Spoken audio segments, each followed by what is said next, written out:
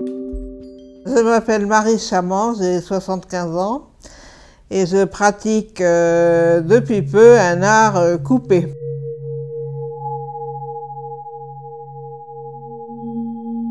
Parce qu'autrefois, on parlait d'art sacré, enfin on parle toujours d'art sacré. J'ai fait mes études à l'atelier d'art sacré à Paris, Place-sur-Samer, dans les années 60, par choix. Mais la réception du côté des évêchés, etc., n'a pas été celle que j'attendais. Donc j'ai réfléchi et je me suis dit, bon, sacré c'est quoi? C'est sacer en latin, le couteau du sacrifice qui met l'animal à part. Il ne sera pas mangé, il sera à part. Donc couper, je trouve que c'est bien, et voilà. Alors, il y a une controverse, si je peux dire, entre l'historien des caractères Calvet et le rabbin Waknin auquel je me réfère, parce que effectivement, Calvet fait mention d'un alphabet non pas proto-sinaïtique, mais proto-ougaritique, qui lui paraît plus important. Mais moi, je suis la théorie de Waknin. L'universel s'est tourné vers l'un, mais dans les caractères d'écriture, vous avez les caractères chinois, vous avez les caractères hiéroglyphiques, vous avez toutes sortes de caractères qui ne sont pas ceux d'Europe et de Méditerranée. Moi, quand je dis que je m'intéresse aux caractères du Sinaï, c'est parce qu'ils sont à l'origine de toutes nos lettres, tous nos caractères d'écriture d'Europe et de Méditerranée, y compris hébreu et arabe. Ils ont été véhiculés par les Phéniciens dans le domaine maritime, parce que les Phéniciens faisaient du commerce et qu'ils les ont surtout apportés aux Grecs qui, eux, ont fait leur propre alphabet. Et les autres populations qui étaient de l'intérieur du Moyen-Orient ont été aussi générées par ça. L'universel, en fait, je ne sais pas ce que ça veut dire.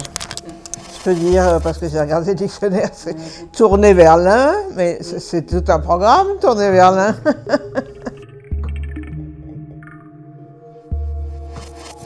Oui, c'est important le travail d'interprétation des images que je fais. Je pense que vous faites allusion à la calligraphie, qui est une calligraphie de poèmes et de chansons françaises qui n'est pas reconnaissable. Même moi, je ne peux pas me relire.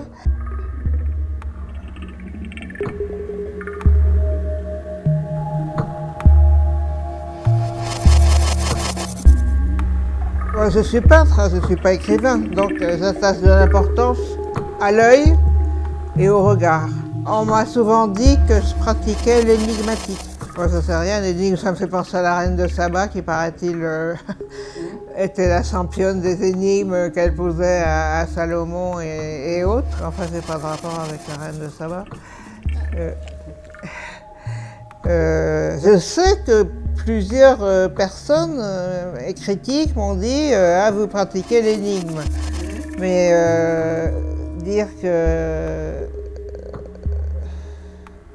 dire pourquoi, je n'en sais rien. Mon travail, donc déjà, c'est pas un travail littéraire, c'est plutôt un travail plastique. Donc le mot qui est important dans le travail littéraire, il l'est moins pour moi. Il est autrement. C'est un mot qui passe dans l'énigme plastique, dans l'œil.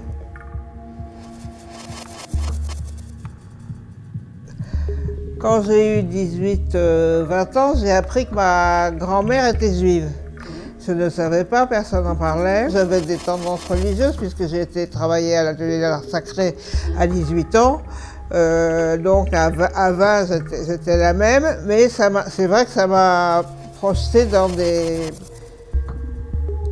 des interrogations importantes. Et aussi dans un travail important, parce que c'était un copain de l'atelier qui m'a dit ça, et qui m'a dit que le nom de ma grand-mère était juif, et bon.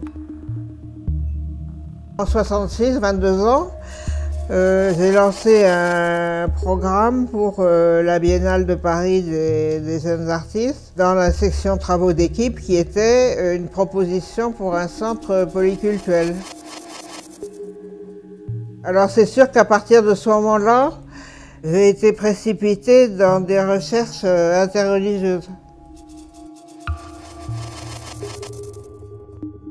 À l'issue du travail sur le projet de centre polyculturel, qui avait donc été exposé à la Biennale de Paris au Musée d'Art Moderne en 1967, comme nous n'avons pas rencontré d'acquiescement, en 1982, j'ai créé un espace avec des enveloppes aluminisées où on pouvait se mettre et des miroirs.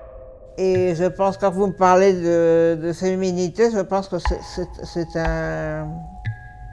un travail qu'on peut dire féminin, oui.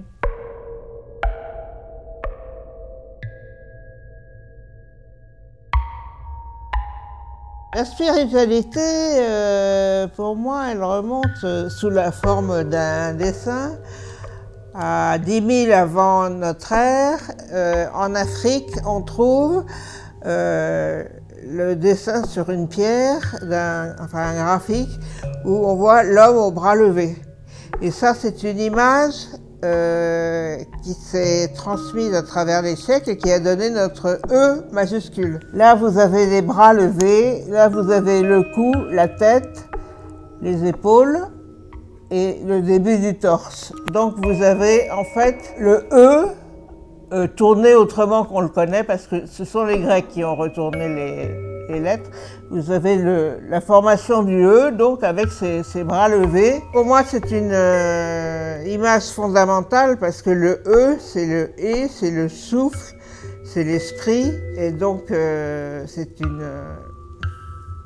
un caractère d'écriture qui est fondamental. Puis il y en a un autre, c'est le Tav. Alors le Tav, TAV, c'est l'ancêtre du T. Le Tav se trouve d'abord avec deux bâtons en diagonale, et puis ensuite on a fait cette histoire de deux bâtons, on est passé à la croix du Christ. Et moi je trouve qu'on doit beaucoup retourner au Tav. Parce que le Tav, d'abord, c'est la seule lettre abstraite dans les lettres du Sinaï. Il y a 22 lettres dans les lettres du Sinaï, et le Tav est la seule lettre abstraite. Les autres lettres, elles représentent des animaux, des choses utiles, la maison, le singe, etc., ou des parties du corps. Mais le Tav est la seule lettre abstraite, et ça me paraît quelque chose de très important, d'autant que dans la Bible, le prophète Ézéchiel en parle. Et il en parle comme les Grecs, c'est-à-dire comme si c'était deux bâtons qui permettaient une reconnaissance entre deux familles différentes qui ne se sont pas vues. Et je trouve que c'est génial.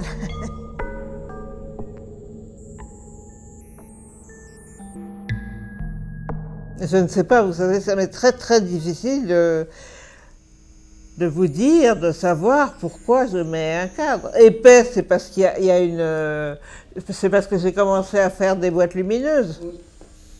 Donc j'avais une lumière derrière, un néon qu'il fallait camoufler et avoir une certaine distance.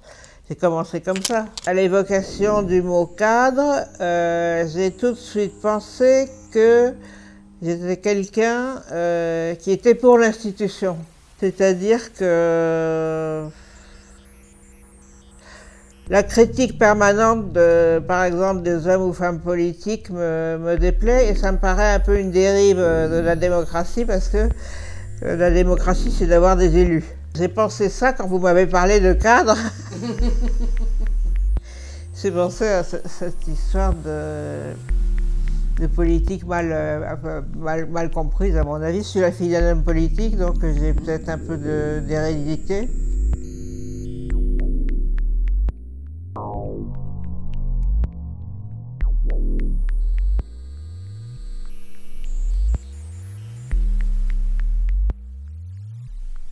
On encadre les œuvres parce qu'une œuvre non encadrée, elle se confond avec ce qui est sur le mur. C'est une manière de la mettre en valeur.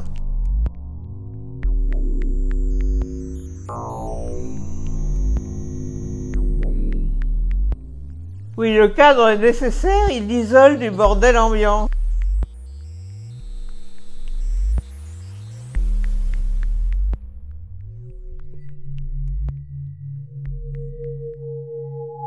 Javel, ça veut dire une botte qui n'est pas liée encore. Donc les morceaux sont épars.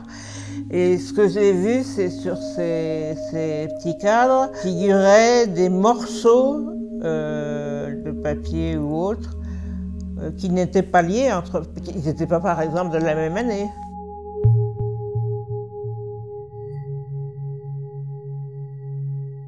J'ai fait de la peinture à l'huile en atelier, donc dans mes années de formation début 60 ou milieu 60.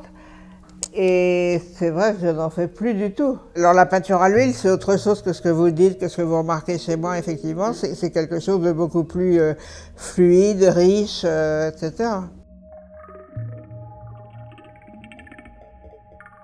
Ben, j'ai fait beaucoup de pastels dans les années 60 toujours. J'en ai fait encore un peu au début des années 70, mais c'est vrai que mes pastels n'étaient pas... C'était fait d'après des textes bibliques ou autres, enfin des textes l'islam, enfin le Coran. C'est pas des textes... Il y en a quelques-uns, mais il y en a peu qui sont d'après nature.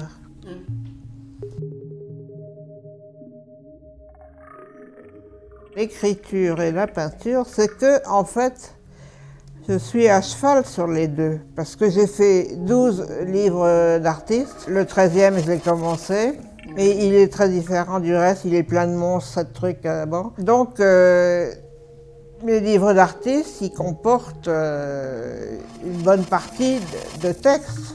Donc, que je sois, que quand je me mets à ce qui s'appelle peindre, je fasse des caractères d'écriture, c'est pas tellement étonnant non plus.